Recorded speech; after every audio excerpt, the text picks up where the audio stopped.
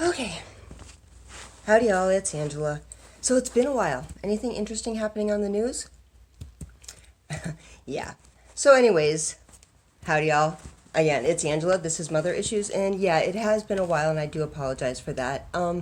Someday I'll probably get into it, but today I really wanted to get into me. So, some of you have asked who I am, what's my background, and the big one is why do I call it Mother Issues? And I guess they kind of go hand in hand. And I think today was a good day to sort of relaunch Mother Issues and sort of do a 2.0 relaunch.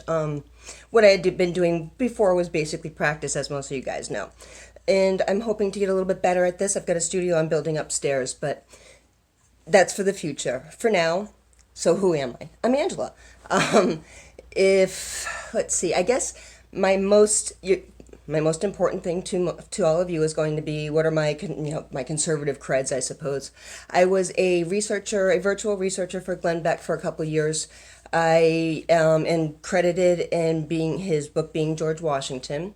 I am also credited as Mrs. Sparky in Trevor Loudon's The Enemy Within movie, which you all can rent or is available on Amazon if you guys want to check it out. It's The Enemy is Within by Trevor Loudon. It's from 2016. Anyways, so I did that. I had a couple of online sites, tavernkeepers.com. If any of you, you can go on the Wayback Machine and look at tavernkeepers.com. I'm in there. And anyways, so I do have some, I was a researcher. I was involved with starting, launching Mercury One for Glenn. I, let's see, I was on a couple of episodes. We did Liberty Treehouse, my daughter and I, when he first launched GBTV and then into the Blaze TV. I worked with John Miller a lot, who's now got his own show. Yay, John. So, anyways, that's sort of who I am. My, conservative cred, credentials, my background, my political insights, and so on and so forth. I'm a researcher, so I know a lot of stuff. I just like knowing things, and there are a few things more important than my country and what we leave to my daughter, as far as I'm concerned. Okay, so that being said, why do I call it Mother Issues? Well, how do I put this? Well, let's go back to the beginning. I was born April 1973, and I'm only giving you the age because not to age myself. I probably wouldn't, but it's kind of important to the story because my mother was a teenager, and the Roe versus Wade had just passed the Supreme Court in February of 1973. And my mother, when I was in middle school, maybe late elementary school, middle school, when we just always went at it. I remember being a kid, we always went at it. But she used to tell me that I could have aborted you, the law would have allowed it, and stuff like that. And my family wanted me to, which is I didn't understand a lot of this when I was younger.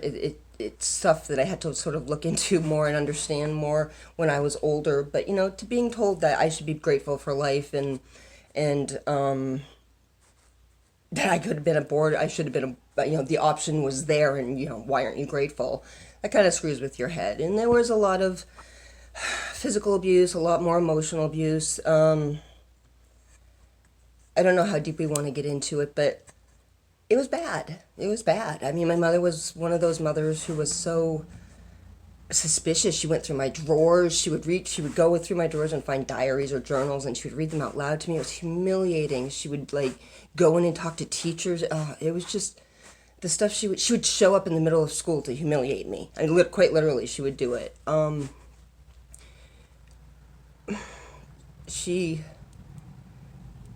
she she sent me to a gynecologist when I was 12 years old to make sure I was still a virgin.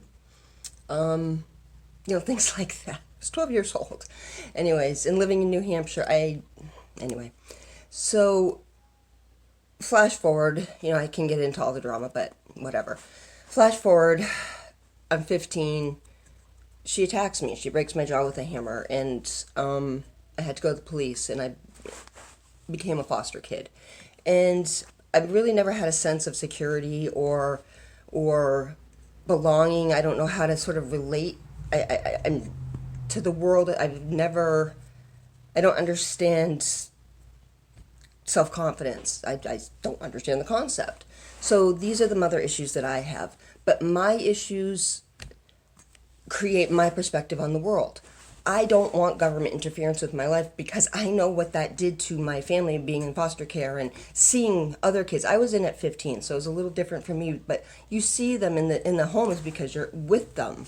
So it's something that really had a profound effect on me. And again, sort of messed with my sense of security in the world.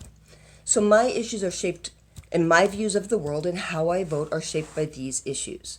And among other things, I also have a genetic blood disease called hereditary angioedema. It's a rare autoimmune disease. I'm missing a component in my blood that controls swelling. So my intestines will swell shut, my face will swell, my throat will swell, and so on. My hands, and anywhere, you name it, my base of my neck, my brain stem, I've swelled. So, and it's agonizing, especially in the abdomen. It's quite literally on par with being shot. Until 2009, the FDA hadn't approved any medication that had been approved in Germany for 30 years. And there were some reasons behind that had to do with AIDS, because the medication that we did finally get approved was is made with human plasma.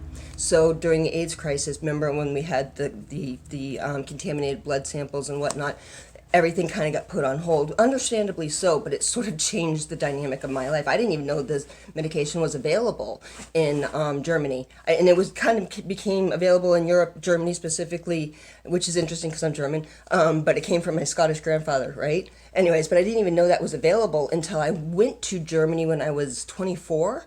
And I got sick in Germany, in Cologne, Germany, and they sent me to. I was sick in the hotel. They had a doctor come up to my room, and she brought me to the emergency room in Germany. And at the time, they were smoking in the hospital, not in the emergency, like in the rooms or but they were smoking in the elevators and stuff. It cracks me up. But anyways, so I didn't even know that existed at that point. I mean, it just sort of changed my whole, like, oh, where have you been all my life, right? I was actually diagnosed with it when I was about 9 months old, excuse me. I was the youngest case. I don't know if I still am, but I was in the New England Journal of Medicine when I was young, and my mother had been studied at, she was a resident patient at the National Institute of Health, being studied for the hereditary angioedema. Anyways, so when you go into the foster care system and you have a disease like mine and you're let out, especially in New Hampshire, I was just kind of let out, boom, gone, you're done. And I have this disease. Nobody taught me how to take care of myself and to manage my disease. And it wasn't even like anybody cared to ask. And I was kind of just let out into the world. And it was I had been taken away from my family. That relationship is severed, and both my parents are dead now. So there's not much that can be said there, but anyway, so that's why I call it Mother Issues. I have a lot to say. I'm politically intuitive. I know a lot. I have a lot of background. I know the names, dates, places. It's like baseball for me. You know, some people talk Kardashian, as my daughter points out. Some people talk Kardashian. I talk politics, and I know many of you do too. So, and for the ones who don't, stick around. Maybe we'll learn something. Maybe I can learn something from you guys. That's part of the other thing. I believe that we are more alike than the media and the insane clown posse that's ravaging our country right now would have us believe. We're obviously not a bunch of racists. It's just horseshit.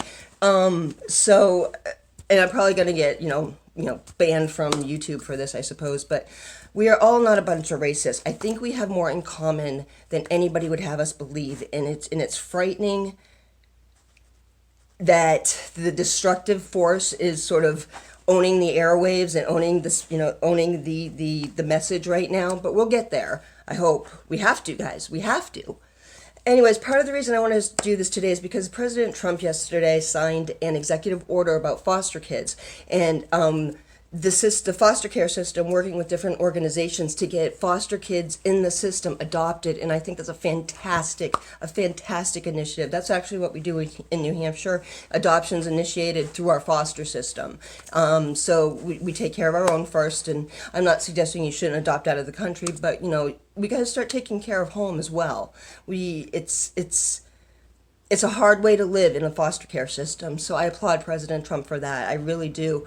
The stories I could tell you, both my own, my family members, and the kids that I had to that I lived with both in foster care and then later in the residential facilities that they sent me to for the last couple years of high school. Anyways, so that's me. I'm Angela. I am on Parlor now. I'm on Twitter, but they freaking shadow banned me so hard, so I'm on Parlor now. So it's just at Mother Issues. And that's me. I'm Angela. Thanks for checking me out, guys. And I'll be back soon with another video. And I haven't forgotten about all the things I promised. I do have a Pelosi video that's halfway finished, but when I screwed up my back, I couldn't move, guys. I couldn't move for like 6 weeks. It was so bad. I was starting to panic that like that was going to be my new life. Anyways, again, I'm Angela. Talk to you later. Bye.